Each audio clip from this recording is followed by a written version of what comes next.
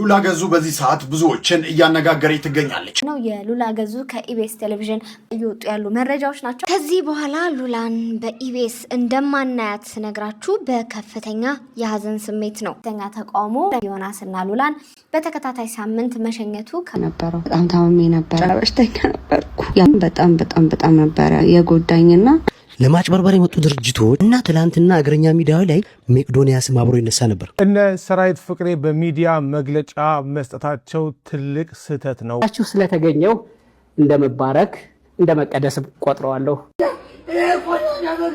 ነገራችን ላይ የአመቱ ደባሪ ፕራንክ ብየዋለሁ።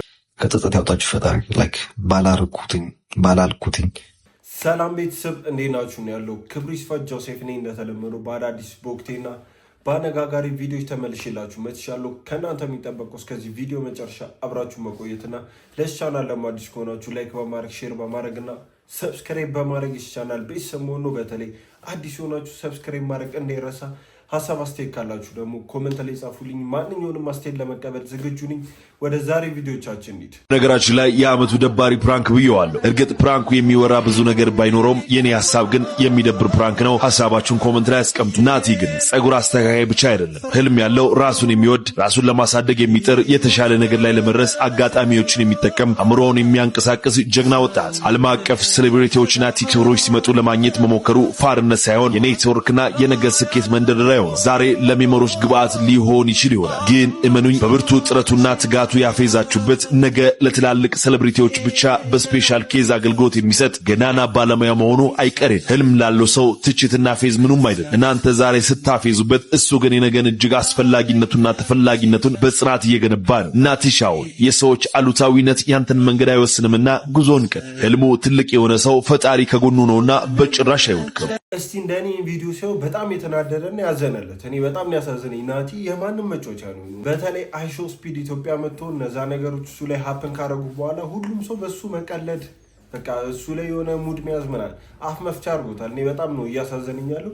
ይሄ ደግሞ በጣም በቃ መስመር ያለፈ ነው። እሱ የሆነ ነገር ማድረግ አለበት ብዬ አስባለሁ። እንደ ልጅ በዚህ መልኩ እንዲህ ሲዋረድ በአደባባይና በሚዲያ እኔ ዝም ማለት አለበት ብዬ አላስብም። ለማጭበርበር የመጡ ድርጅቶች የመጀመሪያ ስራቸው ታዋቂ ሰዎችን የእርዳታ ድርጅቶችን ምናምን ነው እንደ ማስታወቂያ የሚጠቀሙት። ህዝቡ ውስጥ ታማኝነታቸውን ለማግኘት ለማጭበርበር ሲሞክሩ ነው። እና ትላንትና እግረኛ ሚዲያ ላይ ተደጋጋሚ ጊዜ የመቄዶንያ ስም አብሮ ይነሳ ነበር። ለምን እንደሚነሳ አውቃለሁ። መቄዶንያ አንድ መኪና ወስዳል። በቢኒያም በኩል አንድ መኪና ሰጥተውታል እና ይገረም እዛ ሄዶ ማስታወቂያ ሰርተዋል። ህዝቡ እንዲያምናቸው ለቤተክርስቲያን ረጅ ይመስላሉ፣ ለመስጂድ ረጅ ይመስላሉ። እንዲህ ያደርግ ነበር ፌንቴክ ረጅም ጊዜውንና እስቲ የቢኒያምን ቪዲዮ ላሰማችሁ።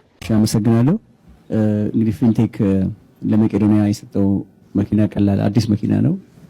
ምንም ወጪ የሌለበት መኪና ነው። ወደ ስራ የሚያስገባ ስለሆነ በእውነት ፊንቴክ ካምፓኒ በጣም እጅግ አድርጌ አመሰግናለሁ። የድርጅቱን ባለቤቶች ትልቅ ነገር ነው ያደረጋችሁልን። የበለጠ ግልጽ ለማድረግ አንድ መኪና የሚሸጠው 3 ሚሊዮን ብር ነው። ከስራው እኮ ነው ካምፓኒው እየከሰረ ነው የሚሸጠው ማለት ነው። በኋላ ሳይሆን እና መቄዶንያ ይሄን መኪና አፍንጫቸው ላይ ብትወረውርላቸው ደስ ይለኛል። ቢኒያም አፍንጫቸው ላይ ያንተን ስም ደጋግሞ እያነሱ ነበር ትናንት እግረኛ ሚዲያ ላይ። እቺ መኪና ቢኒያም ጋር አለች ነው። እኛም ወቻለን የሚወሰድ ነው። ቢኒያምም ወስዷል ወይም መቄዶንያም ወስዷል ነው። እና በእርዳታ የሚሆን በማንኛውም መልክ የሰጣችሁትን መኪና ካለ ፊንቴክ የሰጠው መኪና ተሰብስቦ ለግለሰቦቹ ተሽጦ የተወሰኑ ሰዎች ብራቸው እንዲመለስ ነው የምፈልገው። እኔ በዚያ በጓት ስራ ላይ እሰማራለሁ፣ እኔም አግዛለሁ። አርቲስቶችን በጠቅላላ መኪናችሁን ብትመልሱ እኮ ህዝቡ ሊያዝንላችሁ ይችላል። በቃ ለህብረተሰቡ የተጭበረበረ መኪና እኛ እንነዳም ብላችሁ እኮ ብትመልሱ ህዝቡ እኮ ያዝናል። የኛ ህዝብ እኮ አዛኝ ህዝብ ነው። ካሊድ ፋውንዴሽንን በፋውንዴሽን በኩል የወሰድከውን ብር መልስ ብትመልስና ለተጎጂዎች ቢመለስ እኮ የተጎጂውም እሺ በቃ የተሻላቸውን አድርገዋል ይላል። አይናችሁን አጥባችሁ መከራከራችሁ ግን ያሳፈራል። የፊንቴክ ጉዳይ በጣም ብዙዎችን እያነካካውን ደግሞ መቄዶንያ ቢኒያም ጋር ደርሷል። እሱም ከዚህ በፊት መኪና ተቀብሎ ነበር። ፊንቴክ ለማስታወቂያ ሲል መቄዶንያን ረድቶ ነበር፣ መኪና ሰጥቶ ነበርና ያ ደግሞ እሱ መመለስ አለበት። ይህን ነገር መጠቀም የለበትም ህዝብ ከበሉ ጋር የሚል በዚህ መልኩ አስተያየት እየተሰጠ ነው። እንግዶቼ ሁላችሁን ስላገኘኋችሁ በመሃላችሁ ስለተገኘው እንደመባረክ እንደመቀደስ ቆጥረዋለሁ። በመሃላችሁ ስለተገኘው እንደመባረክ እንደመቀደስ ነው የምቆጥረው። ከስንት ጳጳስ ከስንት ከገዳማት ጋር እኮ ኢንተርቪው አድርጓል። ገንዘብ ያለው ሰው ካገኘ እግረኛ ሚዲያ ምን አይነት ማሽቃበጥ ነው የምታሽቃበጠው? እንደ ቅድስና ቆጥራለሁኛል ከሰራዊት ጋር ቁጭ ስላልክ ስንት ጳጳስ እንኳን እናገራል እንዲ ገዳም ሁሉ ወልዳባ ገዳም እንኳን ሄደን እንኳን እንደዚህ አይነት መግለጫ አልሰጠም። ከእናንተ ጋር መገኘቴ እንደ መባረክ ነው እንደ መቀደስ ነው ብለህ ትቀደዳለህ። መቀደስ ነው ከሰራዊት ጋር ቁጭ ስላልክ ነው መቀደስ ወይስ ከማጋ ነው? ከነካሪድ ጋር ነው? እስቲ ንገረኝ። መባረክ መቀደስ የሆነበትን መንገድ ንገረኝ። ምን አይነትበት ነው? በእናትህ እግረኛው ሚዲያ መቀደስ ነው ያለው ማለት ከነሰሬት ከሰለተቀመጥክ መቀደስ ነው ምን ማለት ነው? ከእስር ቤት እኮ ነው የወጡት። ከእስር ቤት ነው እንጂ የመጡት የሆነ ከገነት ምናምን አይደለም። እንዴት ነው መቀደስ የሚለው? የፈለገ ቢያሽቃብጥ የማሽቃበጥም የሆነ ልክ አሉ። በዚህ መልኩ ግን በጣም ነው የሚያሳፍሩ። እሱ ራሱ ሲያዩኝ ካላፈረ የአእምሮ ጤንነቱ ራሱ ያሳስበኛል። ልክ አይመስለኝም።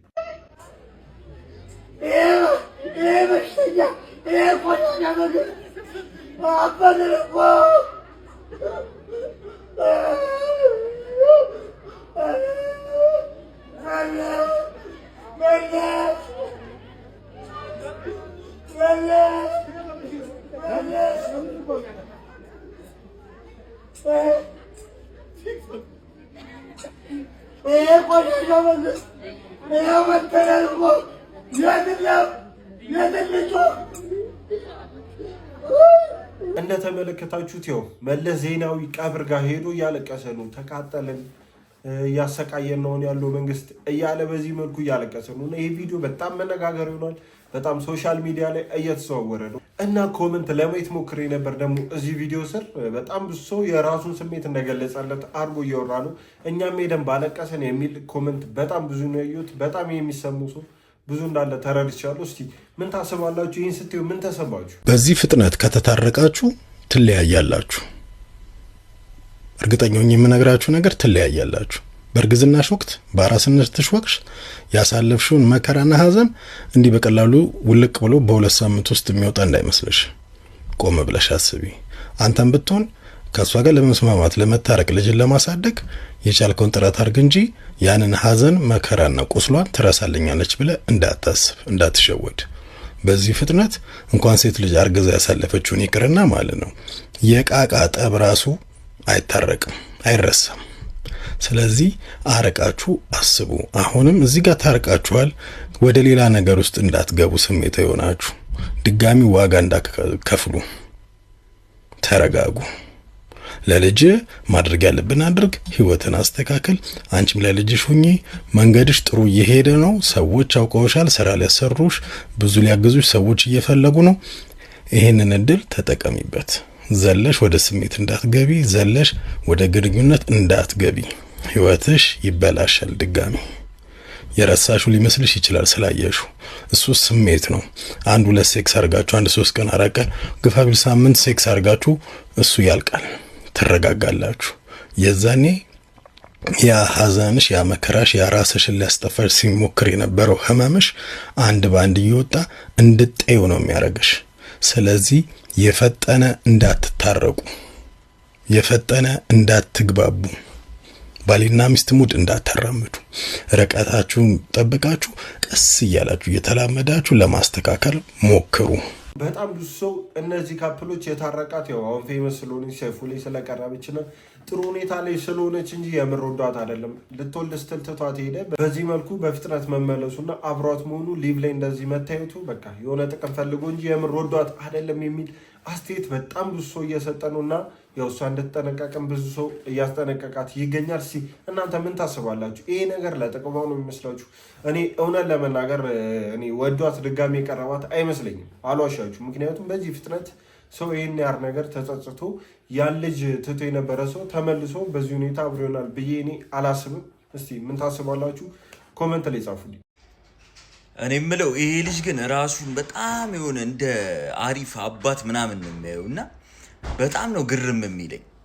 እንዴ አንተ አባት ብቻ አይደለህም እናትም አባትም ነህ። እግዚአብሔርን ነው የምልህ። እኔ በተለይ ይህንን ሰሞን የማያቸው ቪዲዮዎች ከአንተ ጋር ኮምፔር እያረኩኝ እኔ በቃ የዛን ጊዜ የሆነ ብዙ ነገር አስቤ ነበር እና እኔ ትችላለህ ነው የምልህ። በቃ አንተ ትክክለኛ አባትን አስመስከረሃል። በራስ መንገድ ነው የምትሄደው።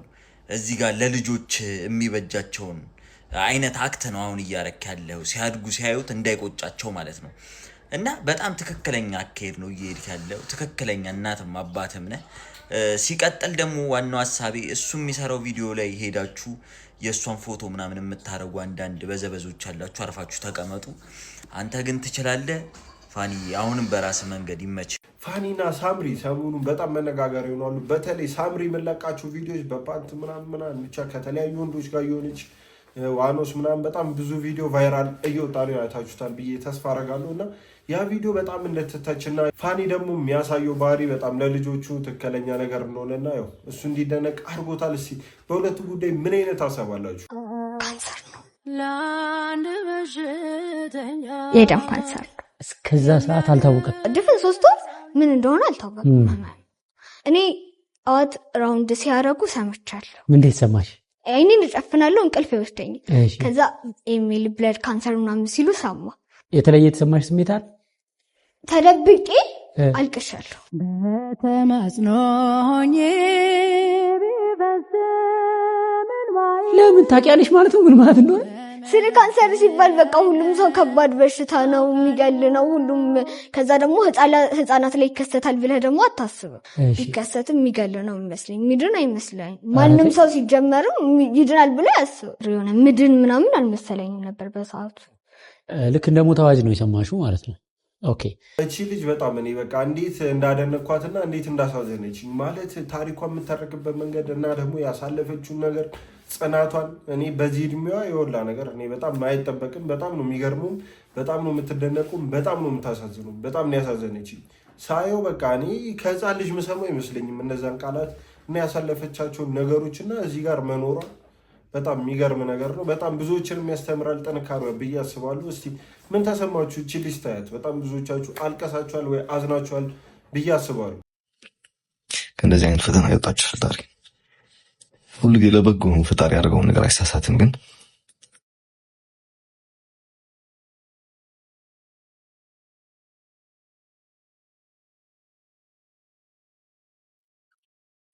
አንዳንድ ጊዜ የኔ ፈተና አረኑ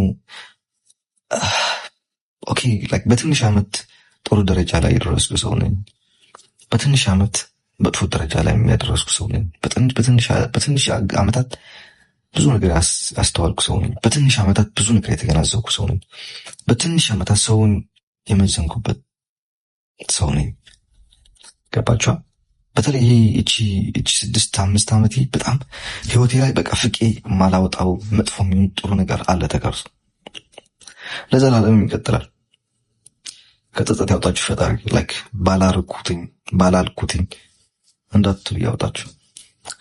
ሰው ሁሉ ወዶ አይደለም ለሚወደውና የማይወደው ነገር ላይ የሚገባ። አንዳንድ ጊዜ የዴዚ ባለቤት ያው አሌክስ በዚህ መልኩ ሀዘኑን እየገለጸ ነው። በጣም እኔ እያሳዘነኝ ነው። በጣም ብዙ ትችት መጥቶበታል። ልጁ ያው የሆነ በጣም በቃ እየተጠላ የመጣ ልጅ ነው ላይ ሶሻል ሚዲያ ላይ እና ደግሞ ይህን ነገር ሲናገር በጣም ነው ያሳዘነኝ። የገዛ ሚስቱን እዚሁ ሜክሲኮ ዋቢ ሸበሌ ሆቴል ጋር በጥይት ደብድቦ የገደላት ሰው እንዳለ ግን ታውቃላችሁ?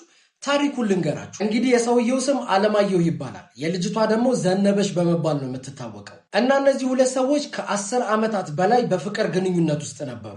እና ሰውየው ከሷ በእድሜ ከፊል ነበረ። እና ቀድሟት በትምህርቱ ይመረቅና ለስራ ወደ አዲስ አበባ ይመጣል።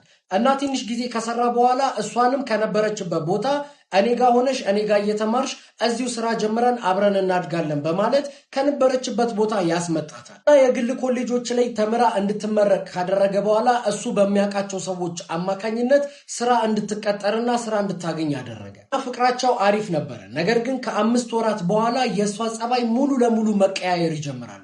በጣም ይጨቃጨቃሉ። የሚላትን ነገር ምንም አትሰማውም ነበር። እና ምንድነው የተፈጠረው ብሎ ለማጣራት ተደብቆ ወደምትሰራበት መስሪያ ቤት በሚሄድበት ሰዓት ላይ ከሌላ ሰውዬ ጋር የፍቅር ግንኙነት እንደጀመረች ይደርስበታል። እና ግፍ ነው። በስመ አብ የወላ ነገር አድርጎለት ከሌላ ሰው ጋር ሙሉ እስቲ እንጨርሰው። ለማንኛውም ቪዲዮ እና የዛኑ ቀን ማታ ላይ እቤት ይጠብቃትና ከሌላ ሰው ጋር የፍቅር ግንኙነት ጀምረሻል እንዴ ብሎ ሲጠይቃት በጣም በመናደድ እቃዎቿን ሰብስባ ጥላው ትወጣለች። ማለትም ወደ አዲሱ ፍቅረኛዋ ጋር ማለት ነው። እና እጅግ በጣም ነበር የተናደደው። በነጋታውም ወደ መስሪያ ቤቷ ይሄድና ወደ ስራ ስትገባ እጇን ይዟት ምን እያደረግሽ ነው? ለምንድን ነው እንደዚህ የምታረጊው?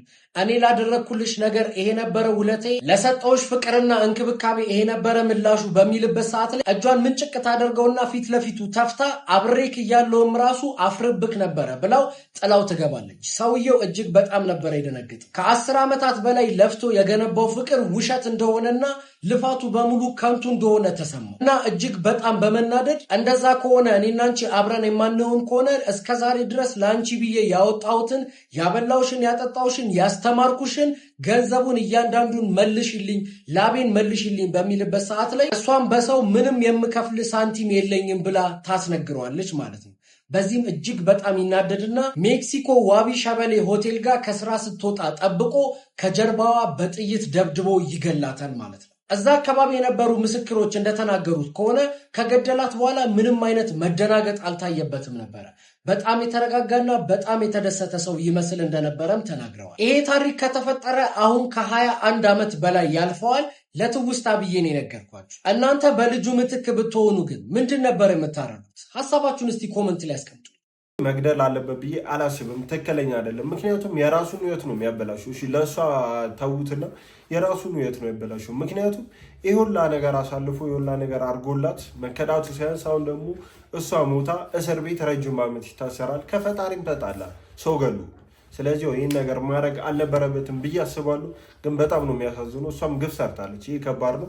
እስቲ ምን ታስባላችሁ? ምን ማድረግ ነበረበት? እንዴት ናችሁ? እዚህ ጋር በጣም ተሽሎኝ ነው ከዚህ ቪዲዮ በኋላ በነጋታው ነው የወጣሁት የነበረው። በጣም ታምሜ ነበር። ጨጓራ ማለት ነው። የጨጓራ በሽተኛ ነበርኩ። ያው ቀረጻ ነበረኝ አዳዲስ መሰራቸው ወይም በቅርቡ የሚለቀቁ ስራዎች አሉኝና ለእነሱ ቀረጻ ሰውነትሽ መክሳት አለበት በጣም ጨምረሻል የሚል ጥያቄ ሲመጣልኝ ማይሆን ዳይት ጀመርኩኝ። ግን በጣም በጣም በጣም ነበረ የጎዳኝና አንዳንዴ በቃ ጤና ይሻላል በቃ ኢትስ ኦኬ በወፍርም ትላላችሁ። ኢንዶስኮፒ ታዞልኝ እሱንም ታየው። ኢንዊሳውን በጣም ደህና ነኝ እንዳትጨነቁ ልላችሁ ነው። እንደዚህ ጋርናል ብዬ አልነበረም ቪዲዮን የለቀኩትና ብዙ ሰዎች የጠየቃችሁኝ ስለሆነ በጣም ደህና ነኝ እግዚአብሔር ይመስገን። የተቀየረው ዛሬ ያኛው አብጦብኝ። መልካም ምኞታችሁን ለገለጻችሁልኝ ለተጨነቃችሁ በሙሉ አመሰግናለሁ። መልካም ቀን ይሆንላችሁ።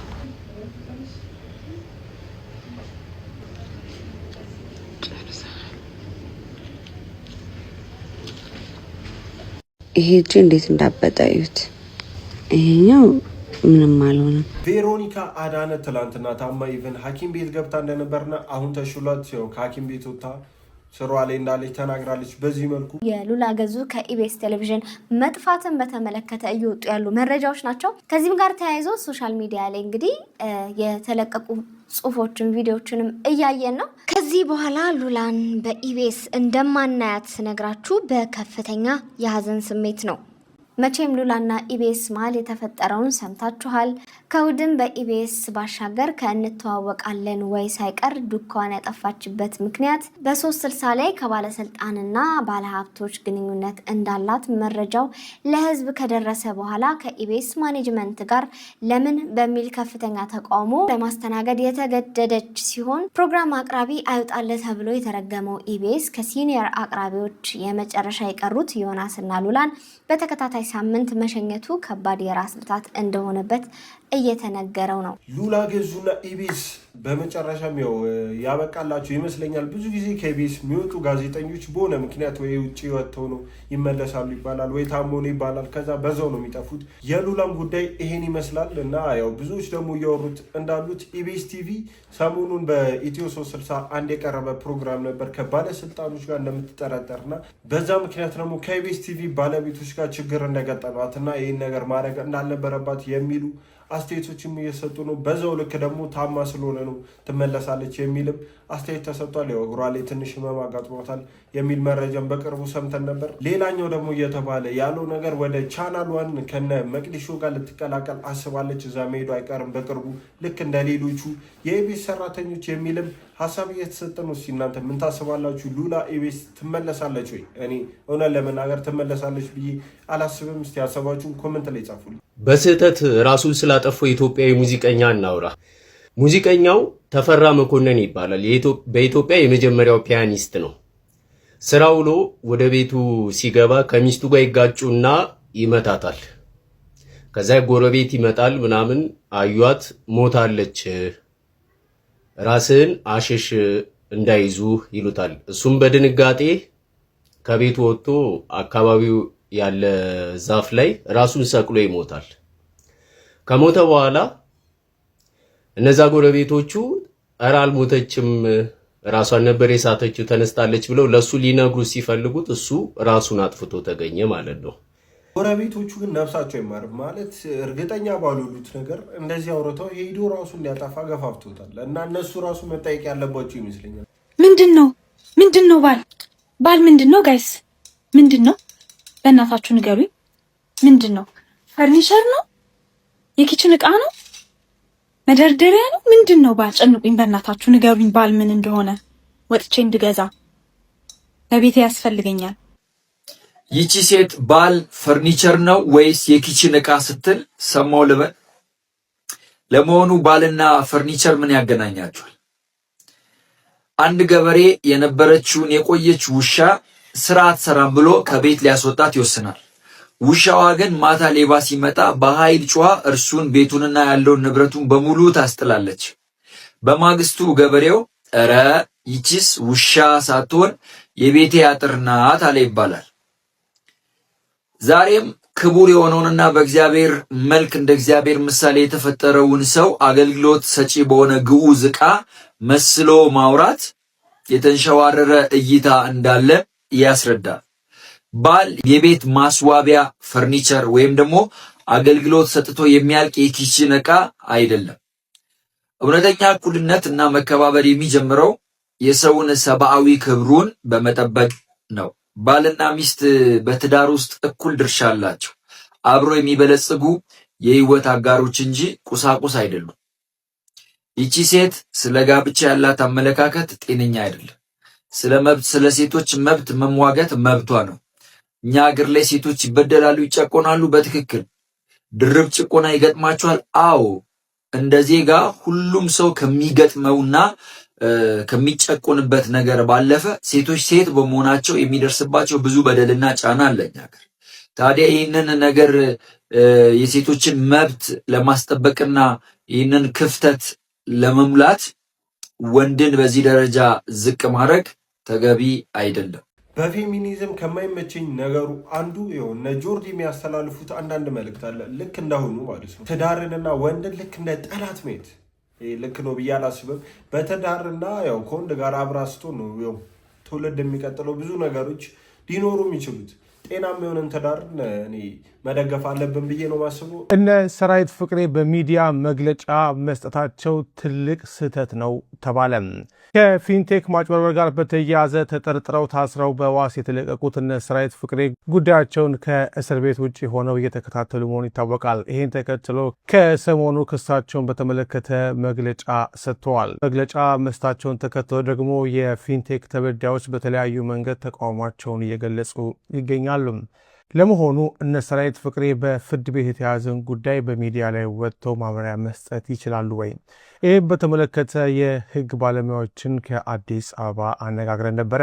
ያነጋገርናቸው የህግ ባለሙያዎች እንደሚሉት በዚህ ጉዳይ ላይ የኢትዮጵያ ህግ ከዓለም አቀፍ የህግ መርሆች ጋር ተመሳሳይ የሆነ አቋም እንዳለው ገልጸዋል። የህጉ መሰረታዊ ዓላማ የግለሰብ መብት ማስጠበቅና የፍርድ ቤቶች ነጻነት ማረጋገጥ ነው። ጉዳዩን በሚመለከት የኢትዮጵያ ህግጋት የሚከተለውን ይደነጋሉ ሲሉ ገልጸውልናል።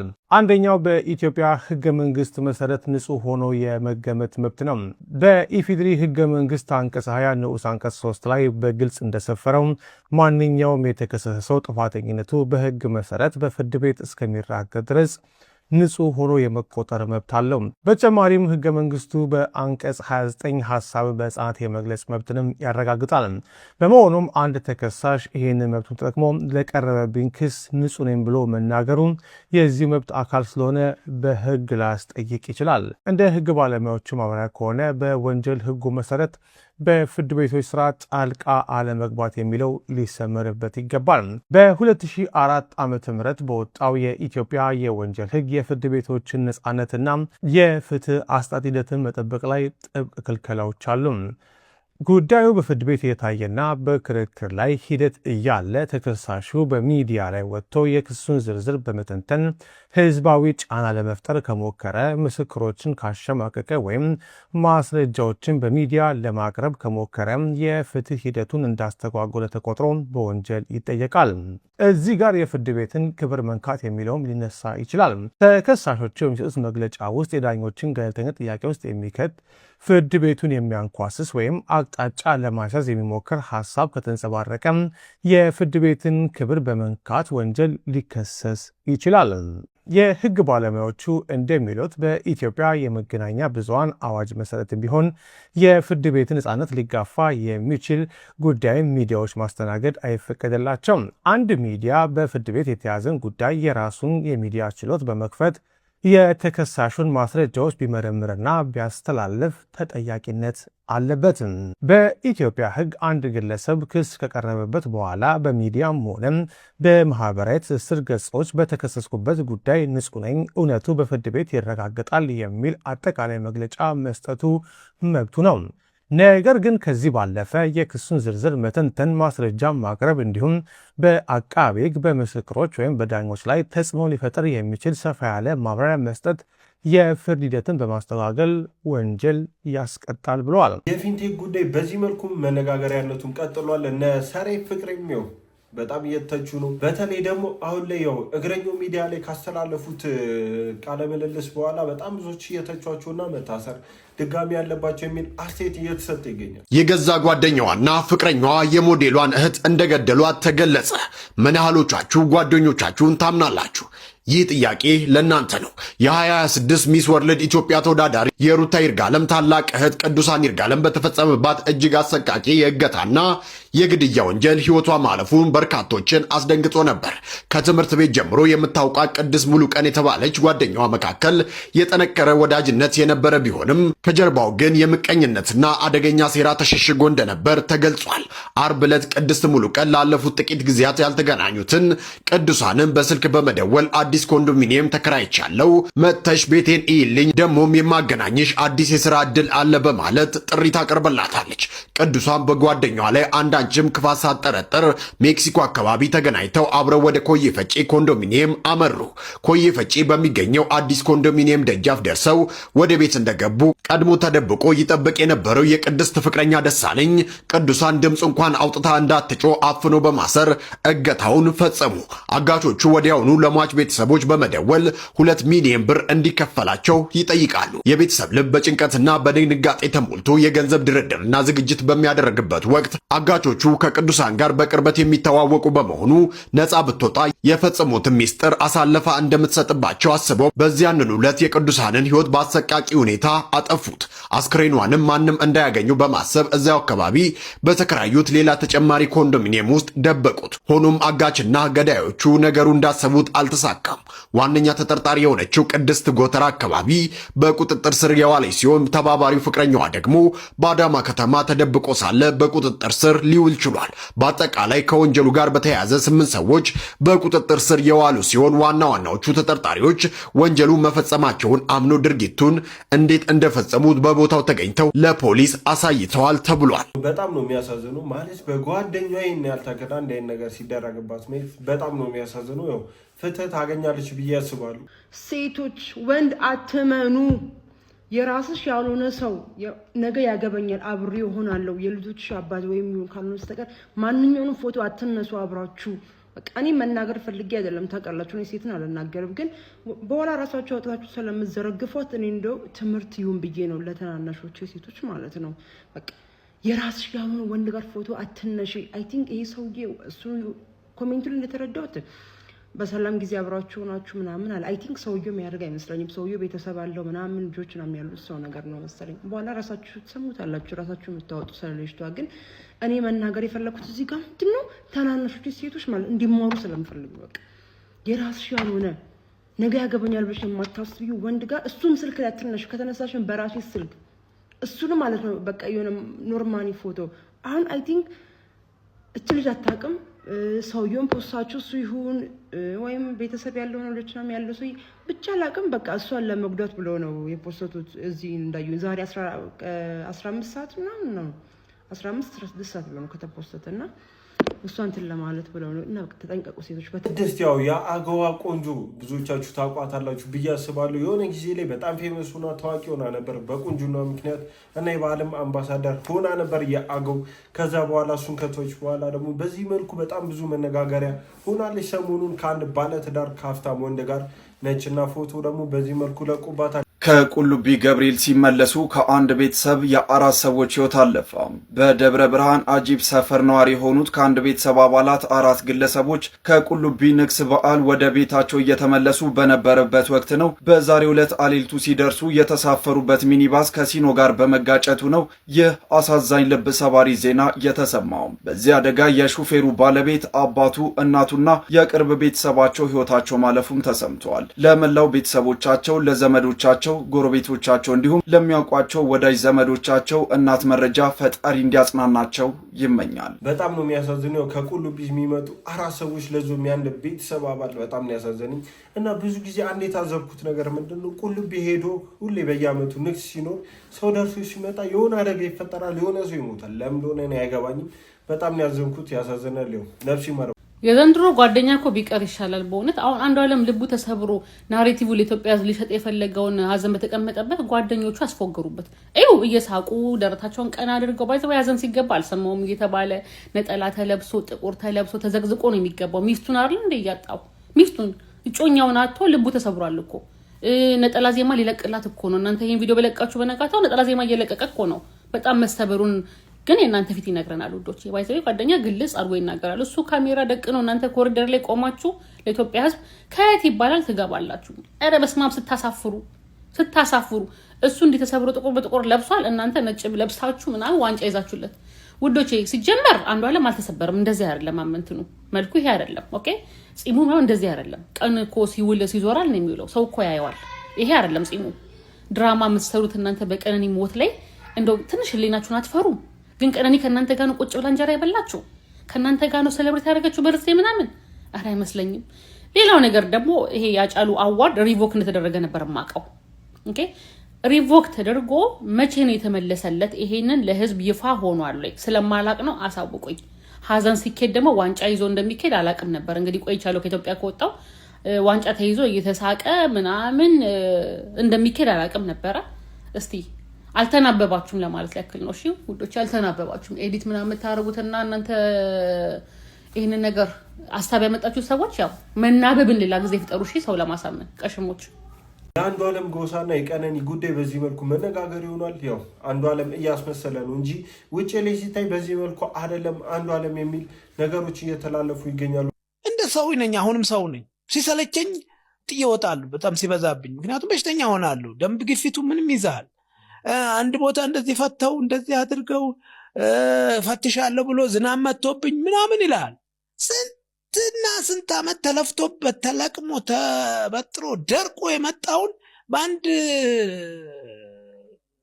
በቃ ምንም ኃላፊነት በማይሰማው ሰው ምክንያት ፈትሻለሁ በሚል ሸራ አንስተክ ማስበስበስ የሚሰጥህን እንትን ነው።